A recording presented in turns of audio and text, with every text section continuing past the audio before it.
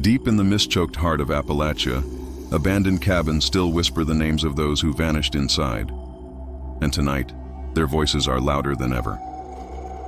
Tonight, Dread Scribe writes again. Before we begin, don't forget to like and subscribe for more chilling stories. Drop a comment and let me know where you're watching from and what time it is. I love seeing where everyone is tuning in from, and if there's a story you'd like me to cover next, I'd love to hear it too. The Appalachian woods have always had a strange pull on me. There's a heaviness to the air here, a weight that clings to your skin like mist, as though the forest itself remembers every secret whispered beneath its branches. I'd been hiking alone for 3 days, following an old trail marked only on a faded map, when the sun dipped behind the mountains faster than I expected. The temperature dropped. With it, the air sharp and metallic on my tongue. That's when I saw it, a crooked shape emerging through the trees. An old cabin, its roof sagging like tired shoulders, stood in a clearing no one had lived in for decades. At least that's what I thought. As I approached, I noticed a faint, flickering light in the window. It was warm and golden, impossibly steady against the growing night. Relief surged through me, like finding a lighthouse after drifting too long at sea. Inside, the air smelled of old wood and something faintly sweet, like burnt sugar. In the center of the single-room cabin sat a dusty iron lantern. Its glass was fogged with age, yet its flame burned bright and strong, too strong for a lantern that had no visible oil, no wick, nothing at all. I knelt beside it, my breath clouding in the frigid room, and a shiver ran through me that had nothing to do with the cold. I told myself it was just a trick of the light. Maybe some kind of chemical reaction, a leftover relic from the days when moonshiners hid deep in these hills. But the flame moved strangely, pulsing in rhythm with my heartbeat, casting long shadows that seemed to stretch and twitch at the edges of my vision. When I reached out, the glass felt warm, almost alive, like the skin of some fevered animal. That was when I first heard it. A whisper, so soft I thought it was the wind seeping through the cracks in the walls.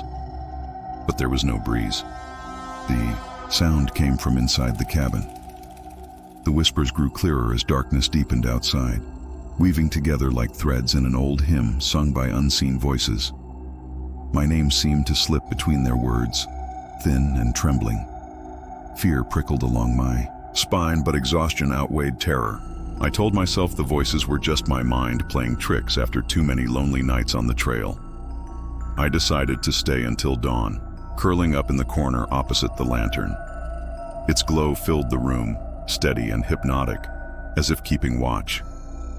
Sometime after midnight, I woke to a sound that froze my blood. The creaking walls didn't sound like settling wood anymore. They sounded like breathing. Slow, deep inhalations, followed by long, rattling exhales. The cabin felt alive, its heartbeat syncing with the lantern's pulse. The whispers had grown louder, surrounding me in a language I didn't understand. When I staggered to my feet, desperate to leave, the door slammed shut with a force that rattled the windows. That was when I saw them, shadowy figures frozen mid-motion, scattered throughout the room. Their shapes were indistinct, but their faces turned toward me as one.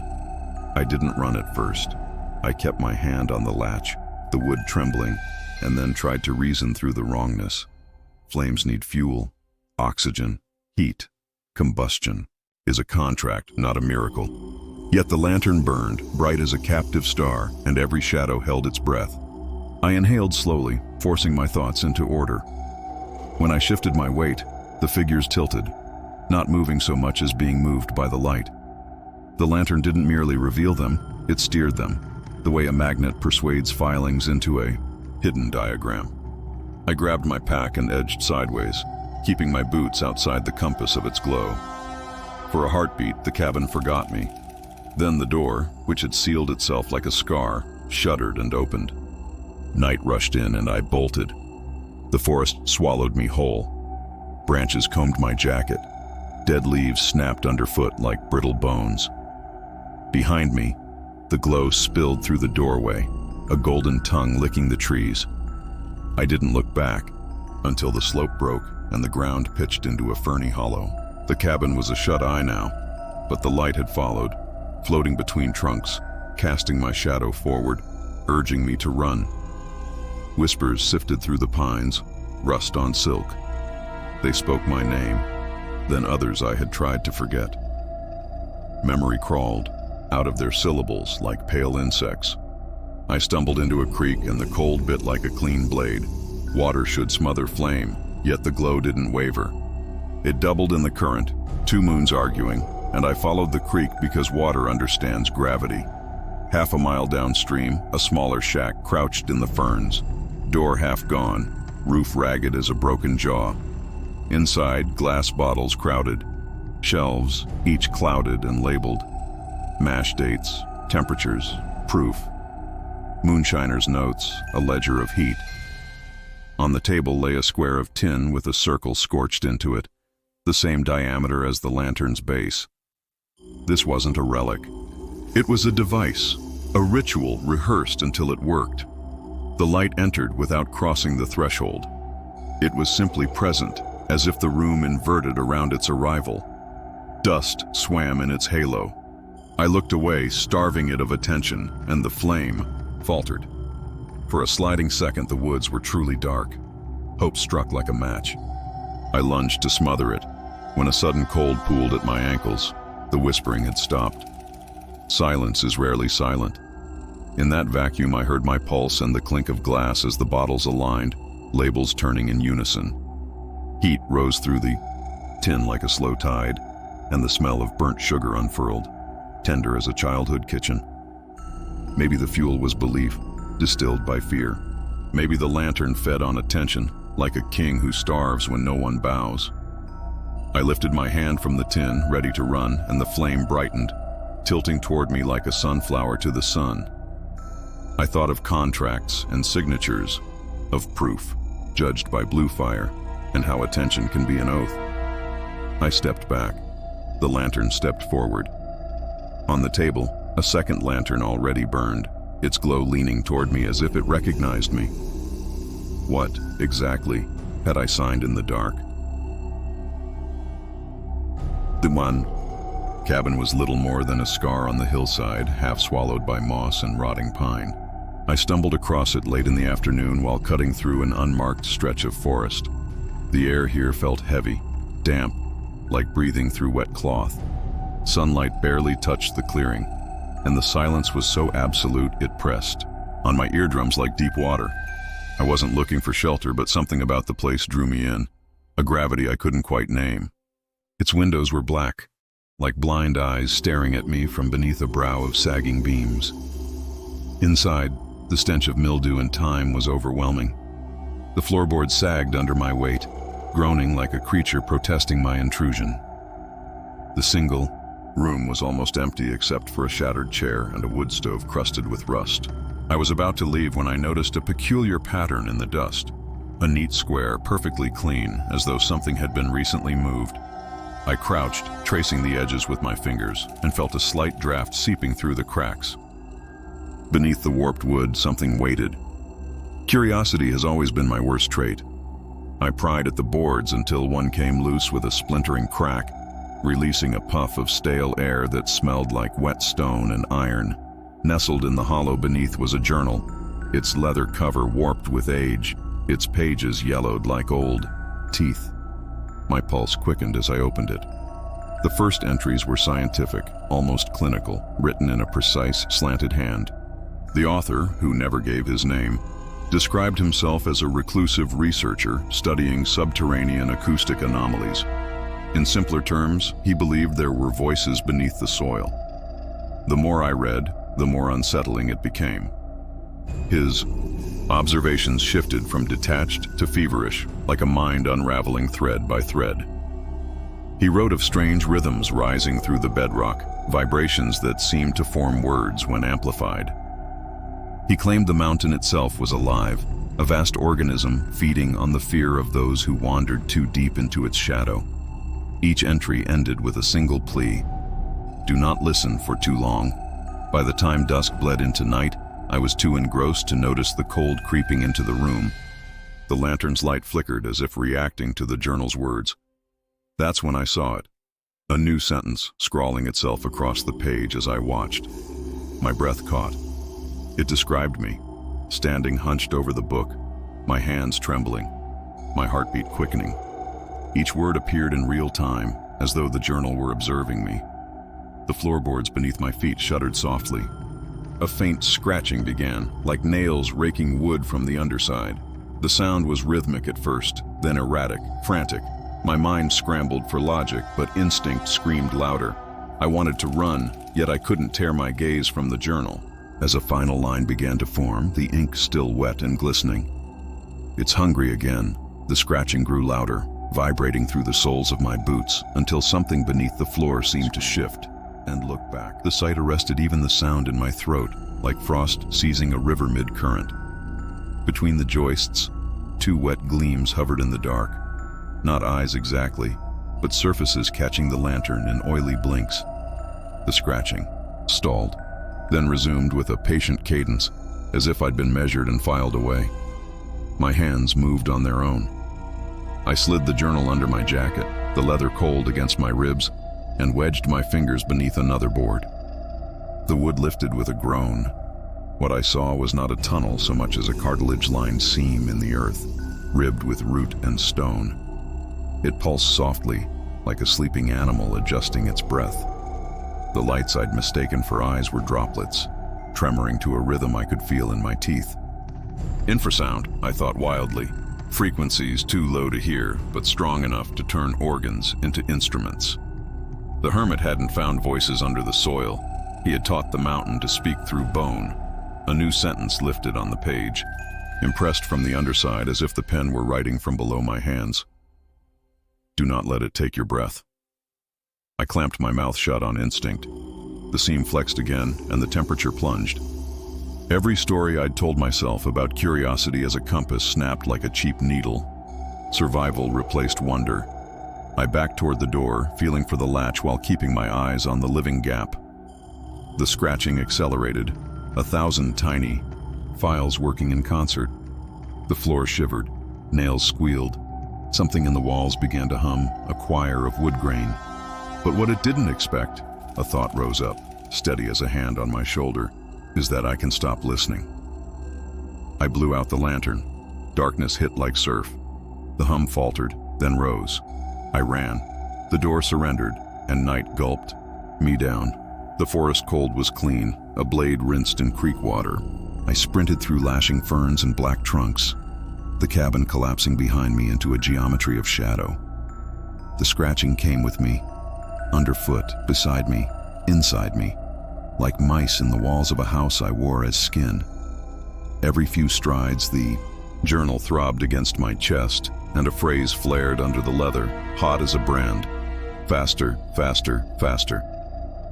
I cut down slope toward the tree line, counting breath like a metronome, refusing to give the ground any sound to drink. When I slipped, the earth caught me with a muddy hand, and for a heartbeat I felt it hold on. Then the canopy thinned, and a scatter of starlight prickled the path ahead. The scratching faltered. The hum peeled away, sulking like thunder moving, off a ridge. At the first open field I stopped. My lungs dragged air greedily. The night tasted of frost and crushed weeds. The journal slid into my palms. On the final page, ink bled upward, letters hatching from the paper like insects. "It's hungry again." Below that, a fresh line spread, deliberate and slow, forming the shape of my name, and then a second name, a warning coded like a forgotten map. It was the hermit's. The ink didn't stop. It began another word, careful, curved, almost tender. Maybe home. The storm came out of nowhere, a wall of rain and wind that ripped the map from my hands and drowned the world in darkness. The Appalachian forest had always felt vast, but that night it became infinite. My headlamp barely pierced the sheets of water, its beam bending and scattering like a dying star. Trees loomed and twisted, their trunks like the ribs of some enormous creature. I'd planned for a 2-day hike, nothing more. But as the storm devoured the trail, I realized with creeping horror that I no longer knew which way was back. Hours seemed to fold in on themselves as I stumbled through the downpour, mud sucking at my boots like greedy hands. My breath fogged in the freezing air, my pack felt heavier with every step, and the forest seemed to lean closer, as if listening. Just as panic threatened to unspool me completely, I saw it. A faint golden glow through the trees, warm and steady. Relief surged through my chest so sharply it almost hurt. Shelter, civilization, safety. I burst into a small clearing, heart pounding, and there it was, a cabin. At first glance, it seemed perfectly ordinary. Weathered logs, a pitched roof, a chimney exhaling the faintest trace of smoke. But as I approached, a strange detail sent ice down my spine. There was no door, not on the front, not on the sides. Just 3 windows, their panes glowing softly from within like watchful eyes. Confused and desperate, I circled the structure, expecting to find an entrance hidden on the far side. But when I rounded the last corner, my breath caught in my throat. I was standing exactly where I had started, facing the same 3 windows. The cabin hadn't moved. I had. The forest had looped around me like a snake swallowing its own tail. I forced myself to keep moving, circling faster, counting my steps, muttering curses under my breath. Each lap ended in the same spot, my tracks in the mud blurring into a meaningless maze. That's when I looked into one of the windows and froze.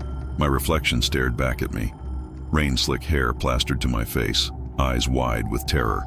But then, it blinked. Not with me, not in sync, but independently. My stomach dropped into a cold, hollow pit.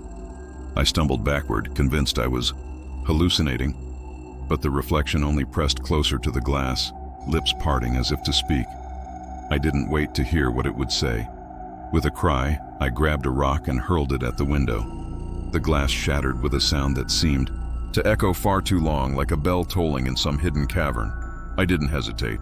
I hauled myself through the jagged frame, ignoring the sting of cuts on my arms, desperate to get inside. But when I tumbled onto the floor and scrambled to my feet, my blood ran cold. I wasn't inside a cabin at all. I was standing in another forest identical to the one I'd just escaped. And in the distance, glowing faintly through the trees, stood another cabin, exactly like the first. "Welcome home," my voice whispered behind me, like breath on the back of my neck. I spun, raising my forearm out of instinct, but the space where a wall should have been was only more trees, wet with moonlight. The echo didn't fade like normal sound. It threaded through the branches and returned stitched with a second tone. Patient version of myself I didn't recognize. I called it stress. I hadn't expected this. The ground felt springy, moss over something taut, like drum skin. When I knelt, the soil was warm, not mountain night chill, just a low fever. I picked a direction away from the second cabin and walked. The trees reorganized themselves between blinks. Constellations of water on leaves repeated, like a chorus wearing different faces. Each time I looked back, the cabin had drifted to my new front, as if the world rotated and I was the only fixed rivet. I tried logic as a rope. I marked a trunk with my knife, a bright wet scar. 10 steps later, the scar waited ahead of me, fresh as a wound. If this forest was a replica, it might be built from the same rules: feedback, recursion, reinforcement. I whispered numbers to anchor time. The wind wrote them down. Far off, the other cabin brightened, its windows swelling like pupils. My reflection lived there. I could feel it. I wanted to believe the thing was a mirror demanding admission, but the truth pressed colder. It wasn't copying me. I was the copy trying to keep up. A pulse rolled through the ground, and needles shivered from branches in a green rain. Somewhere, a hinge sighed. I made for the clearing around the second cabin. The glass wasn't broken on this one. I peered in. My reflection stood inches from the pane with rain in its hair and a crescent scar on the chin I'd earned at 12. It didn't blink. It looked past me. The room beyond it wasn't a room. It was a third forest, lit by a winter moon I didn't remember. Layers within layers, like a nautilus coiling toward a center no one could reach. A memory arrived. My father, teaching me to exit mazes by keeping one hand on a wall. "You'll find the door," he'd promised, a lighthouse smile in a storm of beard. I placed my palm on the cabin's slick logs and began to walk, skimming the perimeter. The wood felt alive, humming faintly, as if bees had moved into its ribs. Round and round. The humming grew. When I completed the circle, I was back at the broken window. The first one, the original. The glass glittered in ferns like fallen stars. Through the gap, another forest inhaled. My reflection lifted its hand. I lifted mine. Two, heart thudding like shoes in a stairwell. The finger on the other side moved a beat late, not mimicry but consent. Behind it, down a corridor of trees, a third cabin opened its windows wider, a slow yawn before a meal. I understood then that doors weren't missing here. They were simply everywhere. I stepped toward the frame, the rain pausing, as if to listen. "Welcome home," I said, and a dozen voices answered inside the glass. I had to choose which forecast had warned. A black curtain sweeping over the mountains and drowning the world in sleet and shadow. By the time I realized how far I'd hiked from my base camp, my clothes were soaked through, and my map had dissolved into pulp in my pocket. The forest wasn't just dark. It was claustrophobic, the kind of darkness that presses close like wet fabric against skin. My flashlight flickered with a final, pitiful gasp, leaving me with nothing but the erratic flashes of lightning. And then, through the curtain of rain, I saw it. A cabin. It sat hunched among the trees like an old animal nursing its wounds. The walls were warped, and one shutter dangled loose, creaking in the wind. But it had a roof and four walls, and at that moment, it felt like salvation. I pushed the door open, and the hinges let out a wail that echoed in my chest. Inside, the air was stale, tinged with the bitter tang of ash. My boots crunched across a floor carpeted with years of leaves and dirt. It looked abandoned for decades, a place forgotten by time. I built a small fire in the old stone hearth, the flames throwing nervous shadows on the walls. The warmth was a balm, wrapping around me like a thin, frayed blanket. My breathing slowed, my muscles unclenched. I almost convinced myself I'd ride out the storm in peace. But then I heard it. A sound so soft I thought it was the wind at first. It came from the chimney. A low, lilting whistle, delicate as a lullaby played on broken reeds. It didn't match the howl of the storm outside. It was deliberate, measured. My skin prickled as I strained to hear. The notes shifted, forming a pattern, almost like words, but not in any language I knew. I told myself it was air passing through cracks, an acoustic trick, the forest playing its own haunted symphony. But the sound grew sharper, clearer, as if aware of my attention. My heartbeat synchronized with its rhythm, a hypnotic rise and fall. I backed away, eyes locked on the black mouth of the chimney. Lightning lit the room for a single heartbeat, and in that flash I saw them, two pale glowing orbs deep inside the chimney, unblinking and fixed on me. I stumbled, knocking over my pack, panic roaring louder than the storm. With shaking hands, I grabbed loose stones from the floor and hurled them into the fireplace, one after another, until the opening was sealed. The whistle faltered, then shifted. It wasn't coming from the chimney anymore. It was inside my head. The melody swelled, vibrating behind my eyes. My vision blurred, the room spinning as if I'd been pulled underwater. I clamped my hands over my ears, but it didn't help. The sound wasn't entering from the outside. It was in me, filling every hollow space of my mind. And then, beneath the whistle, a voice began to form. It was almost my own. It whispered one word, over and over, until my breath froze in my chest. Closer. I stood still, as if stillness could trick the sound. The fireplace stones pulsed with a heat the fire hadn't earned, and the mouth of the chimney breathed through cracks. The whistle coiled behind my eyes like smoke in a jar. Somewhere in that melody was a map to follow, or a snare to step in. But what it didn't expect was that fear had taught me to count. I matched the notes, heartbeat to pitch, and realized the intervals formed a pattern, a harmonic series I'd learned in school. A column of air obeys physics. If it wanted me closer, I could decide how near. I eased to the table and found a length of twine, then tied my wrist to a chair leg. If I blacked out, my body would not wander. Insurance against being sung to sleep. Like a gull pulled to a lighthouse flame, the voice behind the whistle softened, shaping my name until it sounded almost kind. A memory surfaced, my mother humming when I was sick, spoon tapping the rim of a porcelain cup. Comfort is a tool, so is grief. I answered the sound with another, my own breath, steady and slow, metronome against its persuasion. The room smelled of damp wool, cold ash, and the faint metallic tang of lightning, as if the storm were exhaling through stone.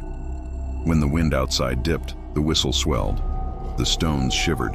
A hairline crack opened between two blocks I'd wedged into. The hearth. From that seam, a thread of cold air traced my cheek, like a fingertip testing a sleeping jaw. The eyes returned, not bulbs but surfaces, slick with reflected flame, studying me like a specimen pinned under glass. I almost said hello. I almost apologized. Instead, I spoke inside my skull, shaping words the way you do in prayer. You can lure, but you can't take. The melody faltered, then sharpened, adjusting its key, curious as a scientist changing variables. I felt it test my memories, lingering on a few it liked. The porch swing at 7, the long hospital hallway at 28, the river that almost kept me at 19. The whistle found the bruise and pressed. I tugged the twine to feel its grit bite my skin. An anchor nodded to the present. Then I did something the mountain air would not expect. I began to whistle back. Not the same tune. A dissonant reply. Intervals widened and flattened, breaking its ladder, blurring the seductive edges. Sound met sound in the narrow chimney and turned to teeth. The resonance flipped, a standing wave collapsing in itself. The stones rattled, then spat one by one as if from a grinding throat. The fire died in a hiss. Dawn crept under the sill in a gray ribbon. The whistle retreated to a distant ridge inside my skull, sulking slowly like a tide forced from shore. I untied my wrist and stepped outside. In the wet earth, footprints led away from the cabin, three-toed, backward-arched, deep as hammer. Blows. They ended at the tree line where the forest waited, luminous and patient. I took a step after them and heard the chimney clear its throat. The new tune used my mother's cadence. How many lullabies does a mountain know, and which one was written for me? There are dares you laugh about later, and there are dares you wish had never left someone's lips. This was the latter.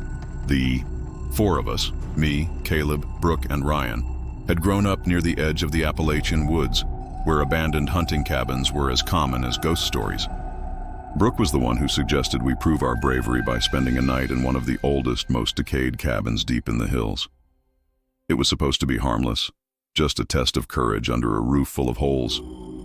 We brought snacks, flashlights, and a single pack of matches to light a fire. We weren't scared. Not yet. The cabin sagged like a tired beast. Its wooden ribs creaked as the wind pushed against it, and the windows were black with grime, reflecting nothing back at us. Inside, the air smelled of mildew and ash. Dust clung to every surface, disturbed only by our footprints.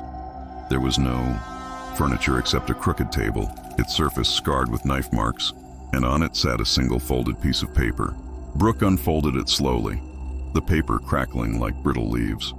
Scrawled in faded ink were 5 words. Play the game of matches. Don't lose.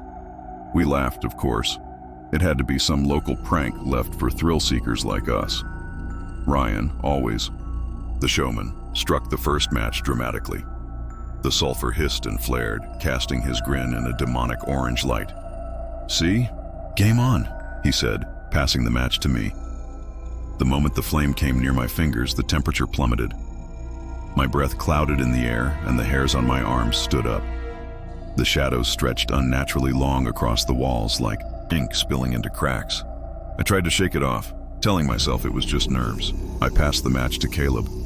As the flame sputtered lower, something shifted in the corner of the room. A shape emerged, a figure made entirely of shadow, darker than darkness itself. It didn't move like a person. It swayed, elongated, stretching, toward the flame as if hungry. The match almost went out, but Caleb lit another just in time. The figure vanished the instant the new flame sparked to life. None of us laughed then. We kept playing, hands trembling as we passed each lit match in turn, making sure there was always another flame ready before the last one died. The room felt like it was holding its breath, waiting for a mistake. Each time the flame dimmed, the figure returned, closer, clearer. I caught a glimpse of its face, or where a face should have been. Hollow sockets, a mouth stretched wide in silent laughter. Our final match hissed as Ryan struck it. His hands were slick with sweat, the wood fragile between his shaking fingers. The shadow loomed over him, towering, eager. "Light another!" Brooke screamed, but there were none left. The match burned out with a whisper of smoke. In the instant of darkness, Ryan screamed, a sound that sliced through the cold like glass shattering. And then, nothing. Only silence, and the faint lingering smell of sulfur. It felt crowded, as if moth wings beat inside it by hundreds.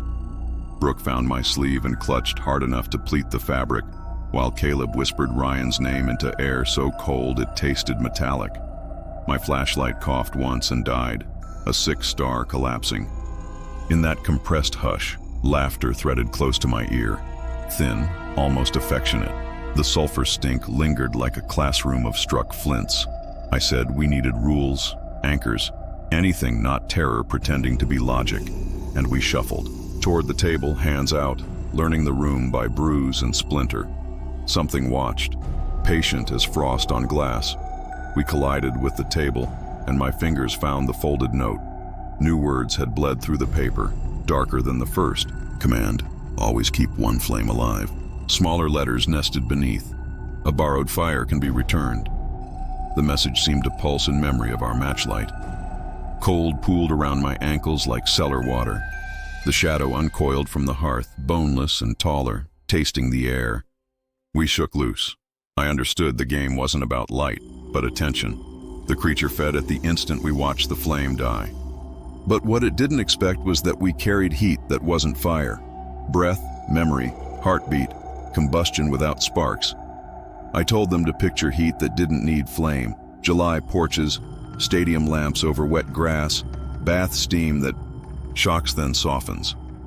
It sounded childish, yet memory is fuel-coated like a forgotten map. We breathed together, counting fours, a bellows built from 3 frightened bodies. The cold hesitated. Brooke hummed the lullaby her grandmother kept for fevers, a ribbon looping. Caleb found a harmony. I slipped beneath them, low and steady. Our breath wove a net. The shadow rocked, as if irritation ruffled a membrane. The room warmed by a degree no instrument would log, but skin understood. Nails eased in timber, a house deciding not to groan. I tore the note. The fibers parted like old stitching, and the sulfur brightened, needling my sinuses. A thought arrived, bright as a struck idea. If fire can be returned, what counts as borrowing? I ransacked the cold stove and found one hidden match under gray ash, dry as stored seeds. I didn't strike it. I held it like a treaty and spoke only in thought. Ryan, for this ember. The laughter stopped. A careful tap landed at my wrist as if a teacher aligned my hand. The match smelled living, resin and forest. The hearth breathed once. The shadow narrowed, a chimney of night considering its own smoke, then stilled. I slid the match back into the ash and closed the door, returning fire I hadn't spent. The room loosened. The cold stepped away like a tide. From the corner came steps, hesitant, almost human, then gone. Before dawn, we fled into a forest rinsed by sleet and followed prints not ours until a creek rearranged them backward. We brought help noon. The cabin shrank by a log, corners bitten away. The sheriff called it weather. I carry matches I didn't use.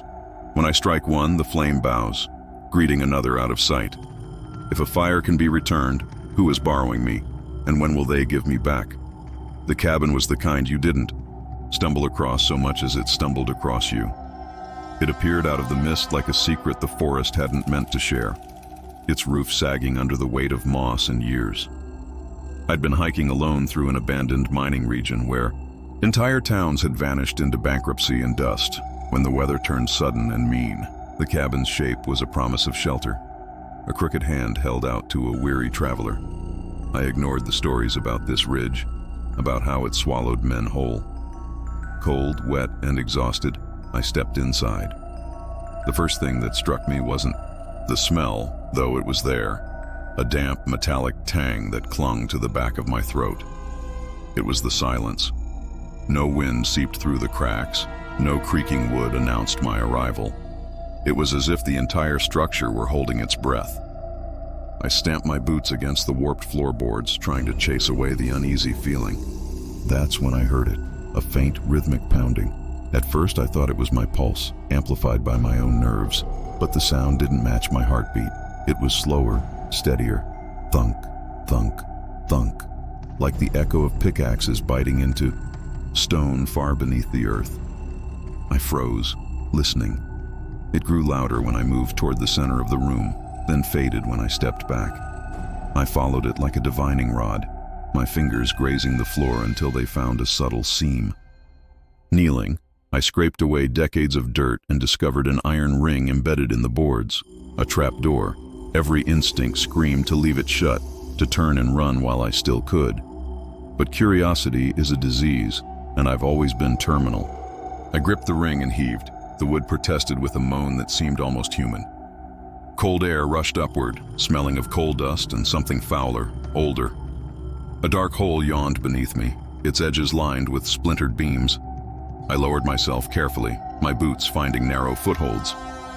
The light from above thinned quickly, swallowed by darkness so complete it felt physical, like wet velvet against my skin. I flicked on my headlamp. Its beam revealed rough-hewn tunnels branching outward like veins. The pounding was louder here, reverberating through the stone, a heartbeat that belonged to the earth itself. As I crept forward, my light struck a row of objects arranged neatly along the tunnel walls. Helmets, old-fashioned miners' helmets, their lamps cracked and lifeless. Relief flickered through me until I saw what sat inside each one. Skulls, dozens of them, jawbones frozen mid-scream, as if their last breath had been trapped in bone. The pounding shifted, almost syncopated now, like multiple tools striking in unison. I backed away, heart slamming against my ribs. That's when I heard a voice, soft and guttural, threading between the echoes. "They're still digging." The words slithered through the dark, and the air around me seemed to tighten. Behind me, the tunnel groaned like something waking up. Somewhere deeper in the mine, stone began to crack. I didn't turn around at first. If fear is a mine, I'd reached a collapsed shaft where air thins and thoughts spark in the dark. The voice hung like damp, and the pounding braided with my pulse until I couldn't tell which beat was mine. My headlamp threw a small cone ahead. I forced a breath and stepped deeper because sometimes forward is the only direction that isn't a lie. In the dark, the tunnel narrowed until my shoulders brushed rock. Mica winked in seams, scattering my light. Between strikes, the silence felt pressurized, as if the mountain had lungs and I'd slipped between ribs. A helmet toppled at my boot and rolled, the jawbone clacking inside. I kept moving, each footfall a signature I couldn't take back. The pounding accelerated. New rhythms joined the old, staggered and overlapping, like a crew answering a foreman I couldn't hear. Then the walls began to weep. Black water threaded hairline cracks, pooling at my toes with tarry sweetness, like cherries left to rot. I touched it. The film clung to my glove. At a junction of 3 passages, my lamp stuttered. In that slice of dark, another glow awakened ahead, phosphorescent foxfire green, painting the rock with fever. I followed and entered a chamber braced with crooked stalls. A ledger lay on a ledge. Inside, names marched beside dates, then a column labeled yards, as if distance could buy daylight. At the bottom, ink drowned in a blot like last words in a shaking hand. Grit rasped my teeth as a gust slid through.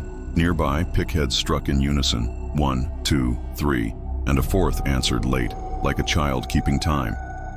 I followed that clumsy beat through a crawlspace smelling of cable and wool. The space opened, and I understood the ledger's end. The miners weren't moving. The mine was. The walls flexed, swallowing struts like a throat working bread. I backed, away, and the mountain pressed closer. eager as a crowd. I retraced my steps, counting to steady my breath. At the shaft, cold rose like evening tide. When I reached the laddered planks, a second voice threaded the first. We dig until someone listens. It sounded neither cruel nor kind. Industrious, a vow hammered into oak. I climbed. Splinters needled my palms. The lamp died and I climbed blind, memorizing rungs with my bones. At the top I shoved the trapdoor. It lifted to a night without. A cabin. Wind poured over the opening, smelling of iron rain and crushed fern. Where the room had been was an open pit, a cauterized mouth in the clearing, ringed with splintered boards like teeth. I hauled onto slick mud. The ground trembled, polite as a cough. Behind me, the opening breathed, cool and patient. Far below, the picks found a new rhythm. I ran, lungs stinging, branches slapping my face. The echo kept pace, escorting like pallbearers. When the trees thinned and the sky bled gray, the pounding softened. At the ridge, I looked back. The clearing was empty, unscarred. My hands smelled of coal and cherries. From the hollow came one last strike, as if knocking at a door. If they're still digging, what are they trying to reach? And when they break through, will the world feel lighter or simply from the outside? Its roof sagging under the weight of years and rain, shingles peeling back like old scabs. The porch steps groaned beneath my boots, and I half expected them to give way, dropping me into the mud below. The storm was closing in fast, clouds rolling over the mountains like a dark tide, and I knew I didn't have a choice. I needed shelter. Inside, the air was thick with the smell of rot and mildew, the kind of damp that seeps into wood and never leaves. Dust motes hung suspended in the stale air as I swung the door shut behind me. The place was a single room, cluttered with furniture that seemed deliberately mismatched. A rocking chair in one corner, a low table sagging under its own. Wait, a cracked mirror leaning against the far wall. It felt staged, like someone had recreated the idea of a home from memory, but got the details slightly wrong. On the table lay a single object, a heavy leather-bound book. Its cover was scratched and water-stained, the title barely legible, Guest Book. The letters were faded, but the gold leaf still glimmered faintly when the light caught it. I flipped it open, expecting to find lists of names and dates, the usual tourist graffiti. And at first, that's exactly what I saw. The earliest entry was dated 1957, written in a looping, elegant hand. Page after page followed, each recording, a visit, families on vacation, hunters passing through, even a honeymooning couple in the 70s. Their words were cheerful, mundane, a record of lives briefly intersecting with this lonely cabin. Then I reached the middle section. The tone shifted. Some entries were cryptic, written hastily, the handwriting trembling. Notes like, "The walls know my name," or "Don't stay after dark." One page was smeared with something rusty brown, the text unreadable beneath. My stomach tightened, but I told myself it was just local folklore, a prank meant to scare the next visitor. But when I turned to the final pages, my breath caught. These entries weren't from the past. They were from the future. Dates, weeks, months, even years ahead were scrawled in black ink. I scanned the pages, heart pounding, until I saw a name that made my knees go weak. My own. Beside it was today's date. The entry described in chilling detail how I would die in this very cabin. My death wasn't vague or symbolic. It was laid out with surgical precision, describing the exact time, the exact storm raging outside, and even the clothes I was wearing. I stumbled back, knocking over the rocking chair. Outside, lightning flashed, illuminating the windows. Rain hammered the roof, sealing me in. I lunged for the door, but it wouldn't budge. The lock twisted under my hand as though someone was holding it closed from the other side. Behind me, the furniture shifted, just slightly. The rocking chair swayed once, twice. The mirror tilted, showing my pale, terrified face. When I glanced back at the guest book, new words were appearing on the page, written by an unseen hand, describing my every movement in real time. And then, beneath the description, a single line formed, "There is no leaving tonight." I didn't pray. I negotiated with panic the way you talk down a ledge, one breath at a time. The guest book lay open like a jaw, ink unfurling in neat cursive that sounded in my head as I read. It wrote, I turned the deadbolt again. It wrote, my hands shook. It wrote, I looked for a weapon. The cabin listened, and the furniture obeyed. Rocker tilting, mirror adjusting, table inching closer to keep the book within reach. Thunder rolled. I tested the seams. Goose flesh rose as I mapped the room, searching for wiring, a projector, a trick. Nothing but swollen timber and the tick of rain. Then a detail glowed in memory. Entries in the middle spoke of fire, not the hearth, paper. Burn what names you can, one had scrawled, the stroke jagged. Another pleaded, if you can't end the story, unwrite it. I dragged the table to the fireplace and coaxed kindling until a stubborn flame found shape. Heat combed my face, smoke braided with rot. I flipped to the final pages and saw my death again, exact as a blueprint. The timestamp blinked forward a minute, then another, updating with my heartbeat like a cursed watch. But what it didn't expect was that I had matches left. I tore out the last 3 pages. The paper had a toothy drag, like skin resisting a needle. Letters writhed as if aware of being uprooted. I pushed them into the flames. For a moment, nothing happened. Then ink blistered, black to furious green, and the sentences buckled. The rocker halted. The mirror steadied. The lock relaxed, under my palm like a muscle after a cramp. I didn't open the door yet. Control is best tested slowly. I fed the first future entry to the fire, then the next, then a handful of names whose faces I'd never know. With each sheet, the storm moved a yard farther off, as though I were dragging the cabin out of weather by degrees. The book trembled, stubborn as an animal. When I reached my page again, I hesitated. The script had changed, mimicking my handwriting, intimate as a forged confession.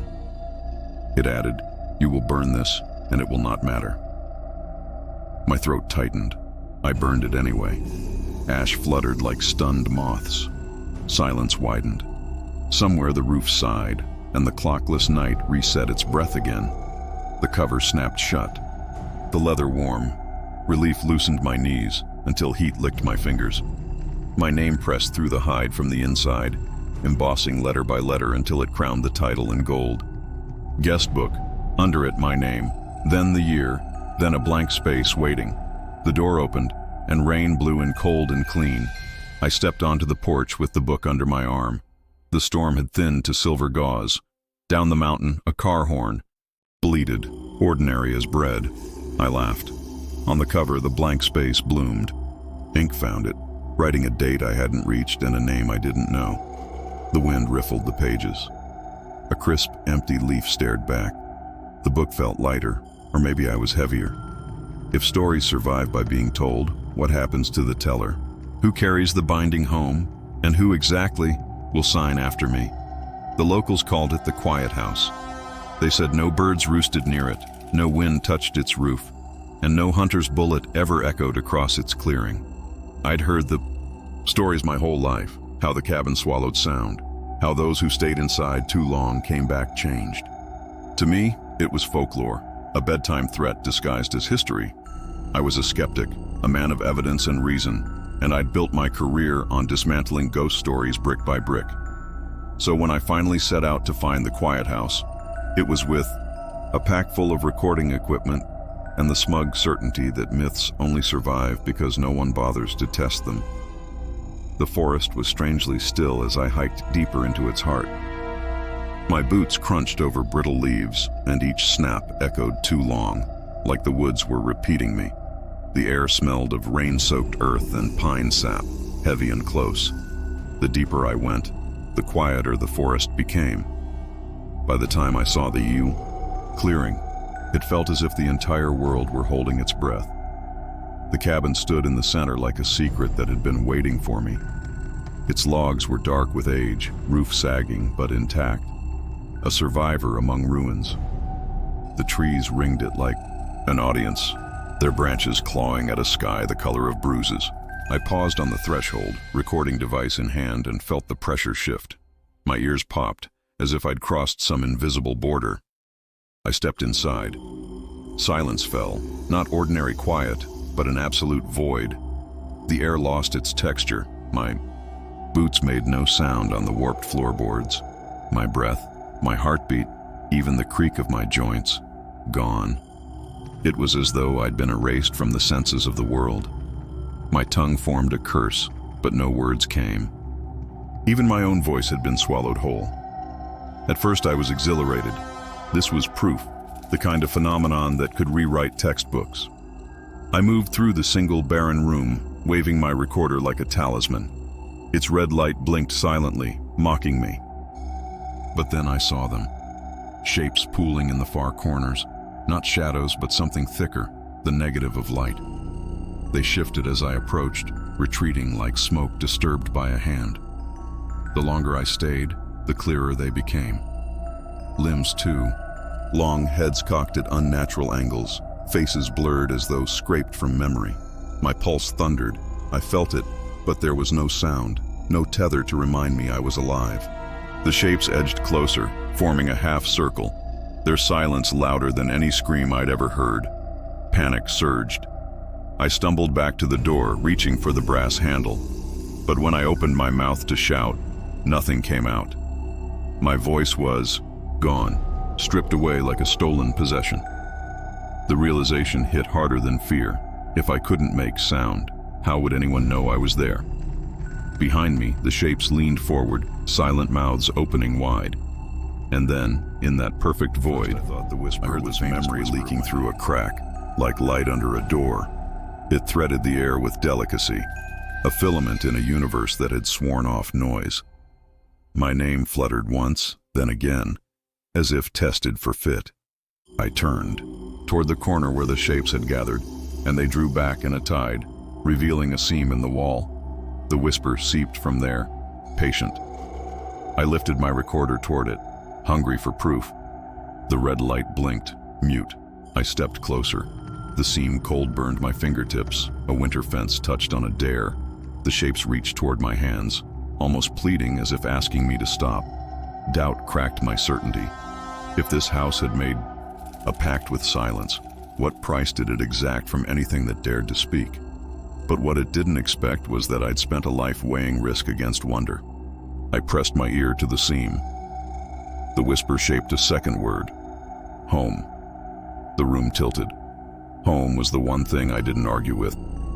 I left mine early. Noise, grief, the kind that clatters through plates and doors, and built a career on controlling decibels. Silence had been refuge, not jailer. Now the refuge wanted rent. The shapes clustered, forming a crescent, as if sheltering me from what the seam might say next. My name unspooled a third time, softer, almost affectionate, and warmth slid through my skull like tea poured into cold porcelain. I pulled back. The door stood open on gray light, and beyond it the trees moved in a breeze I could not hear. I ran. The threshold felt like surf at my ankles, a pressure shift that made my spine bloom pins. Outside, the world wore its sound like old clothing. Wind rippled grass. A hawk stitched the sky. A branch snapped, but none of it reached me. Silence followed like a faithful dog. I kept moving until the cabin shrank between trunks. When I finally stopped, breath sawing my chest in heaves, the whisper returned. Not from behind, but from inside, closer than blood. It tested my name in different lengths, as a tailor tests hems. Each repetition sharpened its confidence. I answered instinctively, mouth shaping a reply. No sound came. The realization landed with the weight of a closed book the house had taken. My voice as collateral. That night at my tent, insects lit the brush like jarred stars. I watched their bodies pulse in phrases the ear usually translates. My mind filled the missing soundtrack. A river's hush, a nightjar's wheeze, my zippers, rasp. The whisper braided through louder now, courting me with old lullabies and new promises, a pitch written in breath. It offered peace, focus, an end to clatter, everything I claimed to want. On the third evening, it spoke a sentence clear as script on glass. "Give it back, and I will stop." I knew what it meant. The recorder, the notes, the findings, the life I'd built to keep chaos polite. I stood at the trailhead facing the path home and the path back, throat aching with words I couldn't spend. The whisper said my name once and waited patiently. Which silence do I choose? The one that kept me safe, or the one that keeps me? Winter in these mountains is a hungry thing. The ground goes hard as stone, streams freeze in mid-laugh, and the trees stand bare like old sentinels stripped of their purpose. I'd been hiking along a disused trail, my breath breaking into white ghosts before my face, when something strange caught my eye, a patch of green in a landscape of gray. At first I thought my mind was playing tricks on me, desperate for a sign of life. But as I crested the next ridge, there it was, an entire field of crops, vibrant and lush, swaying under a sky heavy with snow. The sight was wrong in a way that felt loud. Corn stalks towered above me, their leaves a deep, unnatural emerald. Pumpkins bulged round and orange as if it were mid-October, not February. The earth smelled rich and wet, a jarring contrast to the icy air. My boots sank into soft soil, warm beneath the surface like a fevered pulse. No birds circled above. No animals rustled in the underbrush. It was as though the forest itself had abandoned this place. At the field's center stood a cabin. Its walls were built from weathered planks, its roof sagging with age, yet a thin trail of smoke curled from the chimney. A lantern glowed faintly in the window, casting a welcoming light that only deepened my unease. Against all reason, I moved. Closer, drawn by a curiosity I couldn't smother. The door creaked open under my hand. Inside, the air was thick and sweet, cloying like overripe fruit. Shelves lined the walls, each crammed with jars of cloudy liquid. My breath caught when I realized what floated inside. Human organs, hearts, lungs, even a pair of cloudy eyes staring blindly through the glass. Each jar bore a neat label with a date, recent dates. My stomach churned as I staggered back, colliding with a table in the center of the room. A leather-bound diary lay open, its pages filled with looping, old-fashioned script. I skimmed the entries, heart pounding. The writer was a farmer who had once struggled against barren soil and bitter winters. In his desperation, he described making a bargain with something he called the keeper beyond the veil. In exchange for endless, thriving harvests, he had to feed the soil with warm flesh. The final entry ended abruptly. Tonight, the fields are restless. They hunger. As the sun bled out behind the mountains, the cabin's lantern flickered. That was when I heard it, a faint rustling outside, rhythmic and deliberate. I forced myself to the window, peering into the field. The scarecrows were moving. There were dozens of them, each stitched from burlap and straw, their head sacks tied with twine. They swayed in unison, then began to shuffle forward, arms twitching like marionettes under unseen strings. The rustling grew louder, 1,000 whispers in the corn. I bolted for the door, but the field seemed endless, the rows shifting like a maze around me. When I glanced back, the scarecrows were closer, their headless faces turning toward me. And then, far ahead in the darkness, a lantern's glow appeared. The cabin was there again, blocking the path I'd just fled. I should have turned back, but the field pulled me like a riptide. The cabin's window burned amber, promising warmth the way a lure promises rescue to a drowning moth. I cut between rows, leaves slapping my cheeks, soil sucking at my boots. The air smelled of loam and something coppery, like a coin sucked clean. Behind me, the scarecrows scraped forward, a dry tide gathering height without a footfall I could hear, only the hiss of stalks parting. I angled toward a fence where a sagging gate leaned on one hinge. Every few strides I checked the lantern, and every time it reappeared ahead, patient as a toll booth. The diary's words marched with me. Feed the soil with warm flesh. Barter is a science when you name variables. Exchanges conserve. If the ground stayed green in winter, something else had been wintered in me. But what it didn't expect was that fear sharpens arithmetic. A figure lurched from the corn. Not a scarecrow. Too heavy, too human. A coat flapped like a torn barn door and a jaw hung slack, stitched with twine. The eyes were cloudy marbles. On the collar, a brass tag winked with frost. P. Harlan. The farmer had come to collect or be collected. He stilled as if listening for permission. I shaped no and slid past, but his shadow followed like a fence at noon. Heat climbed the farther I ran. The soil exhaled. Sap tackied my wrists with the scent of cut melon and pennies. The scarecrows closed ranks, burlap heads tilting, straw fingers raking like dry combs. I remembered my mother saving seed, hope in paper sleeves, a future folded small. If seed remembers weather, maybe soil remembers names. At the fence I found no wire, only vines braided through bone like beads. The top vertebrae were tiny, child small, an alphabet no mouth should sound. Rage spiked clean through fear. Across a row, the cabin's door swung open, its threshold packed with straw like a cradle. Inside, shelves of jars glowed, each label a calendar I longed to tear down. I hurled a stone at the lantern, glass jumped, the flame guttered, then swelled as if fed from beneath. The scarecrows paused, one burlap breath. The bargain wasn't about light, it was about attention. It wanted my eyes like rain wants tilled ground. So I looked away. I pictured winter honest and bare, creek ice singing, wind gnawing boards, hunger like a clean blade. I said my name inside my skull the way you tie a rope to a beam. The rustling faltered. For 3 heartbeats, the field forgot I existed. When I opened my eyes, the cabin had moved closer. The door waited, black and patient, like the mouth of a silo. Beyond the ring of straw shoulders, the ridge showed a seam of sky. I ran at the gap. Hands, not straw, caught my coat, cold and pleading. From the furrow, a voice threaded up, thin as twine. Give it back. I dropped the diary into the soil. The earth sighed. The scarecrows leaned, listening.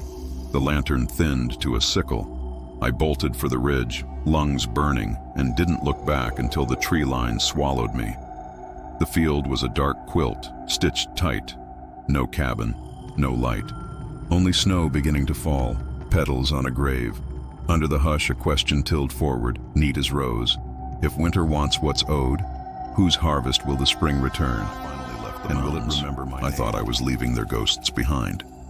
For 3 weeks, I'd wandered through the Appalachians, mapping and cataloging the husks of old cabins left to rot in forgotten hollows. Some had been hunting shacks, others logging shelters, a few so old they'd been built by hands that never knew electricity. Each one felt like a time capsule, a heartbeat preserved in timber. By the end of the trip, my pack reeked of mildew and wood smoke, and my mind was thick with stories I couldn't quite shake. I told myself the unease would fade once I was home. Driving back into my small town felt like surfacing from deep water. Streetlights gleamed like buoys, warm and artificial, and the sight of my house, its familiar yellow porch light glowing through the dusk, made me almost laugh with relief. Civilization had a smell. Detergent, asphalt after rain, the faint hum of a refrigerator. I unpacked my gear and told myself I was safe now. The forest locked behind me like a dream. The first sign came the next morning.